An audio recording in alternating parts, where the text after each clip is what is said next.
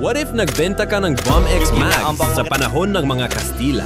Day 1. Dumating ka sa Manila. Lahat ng mga tao ay nakakalesa. Walang may alam sa Bomb X. Hindi nila alam na wala silang bitaw. Nag-setup ka sa gilid ng kalsada. Linabas mo ang mga box at dinisplay mo ang mga mugs. Agad lahat ng mga tao ay nagsitinginan. Isang praile ang lumapit at hinawakan ang mugs. Kumintab. Nahimatay siya sa ganda. Hinawakan niya ulit. Tinitigan niya lang to for 5 hours. Day 2. Tinawag nila itong bartering. Isang Kastila ang bumili at tinago ito sa ilalim ng kanyang damit. Ang mga Pinoy pinapagpalit ang kanilang bahay para sa isang mugs. Pinapaligiran ka ng mga tao. Hindi nila alam kung ano ito. May nagtanong, para saan ba to? Kumuha ka ng mugs, pumunta ka sa isang kalesa. Minodify mo. Tinitigan ka ng mga tao. Hindi nila alam ginagawa mo. Pagkatapos ng ilang minuto,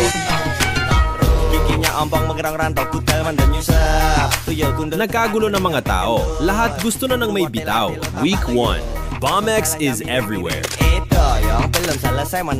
Ang mga kalesa ay may bitaw na. Kada umaga, parang merong motor show. Ang mga tao, ginawa nila itong anting-anting. Isang lalaki, ginamit ito para makakuha ng maraming ebu. Week 2. Nalaman ito ni Emilio Aguinaldo. Pinyatawag ka upang ikaw ang magtustus para sa revolusyon. Ngayon, hindi ka na nagbebenta ng mags. Ikaw na ang nagsupply para sa kauna-unahang revolusyon ng Pilipinas.